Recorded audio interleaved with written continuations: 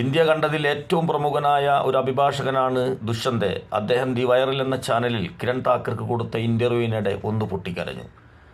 അദ്ദേഹം പൊട്ടിക്കരഞ്ഞത് ശാരീരിക അസ്വസ്ഥത, കുടുംബ പ്രശ്നം, ജോലി ഇതേക്കുറിച്ച് വേവലാതിപ്പെട്ടല്ല. ഇന്ത്യ എന്ന് പറയുന്ന രാജ്യത്തിൻ്റെ സോൾസ്, അതിൻ്റെ ജീവൻ, ആത്മാവ് കഴുത്ത് ഞെരിച്ച് കൊല്ലുന്നത് കണ്ട് കൊല്ലാൻ സൗകര്യങ്ങളെല്ലാം ചെയ്തു കൊടുക്കുന്നത് കോടതി, കോടതിയെ അനുസരിപ്പിക്കുന്നത് ഇന്നത്തെ ഭരണകൂടം, പിന്നാലെ പണിയെടുക്കാൻ പോകുന്നത് RSS സംഘടനകൾ, സഹായത്തിന് പോലീസും. നാളുകൾ ഇന്ത്യ എന്താവും? ഇന്ന് ജീവിച്ചിരിക്കുന്ന അനേകം മതങ്ങൾ ഇന്ത്യയിൽ പിന്നീട് എന്തൊക്കെ ആയിത്തീരും? പട്ടിണിയുണ്ട്, അത്യാവശ്യം തൊഴിലില്ലായ്കയുണ്ട്, അത്യാവശ്യം പോഷക മൂല്യങ്ങൾ കിട്ടാത്ത മക്കളുണ്ട്. ഒരുപാട് ബാധ്യതകൾ ഇന്നത്തെ ഗവൺമെൻറ്റിന്, ഓരോരുത്തർക്കും ഇന്ത്യ രാജ്യത്തെ ജനങ്ങൾക്ക് ചെയ്യാനിരിക്കെ അതേ ജനതയെ കല്ലിൻ്റെ അടിയിലെ ശിവലിംഗം തോണ്ടി നടന്ന് ഉന്മൂലനം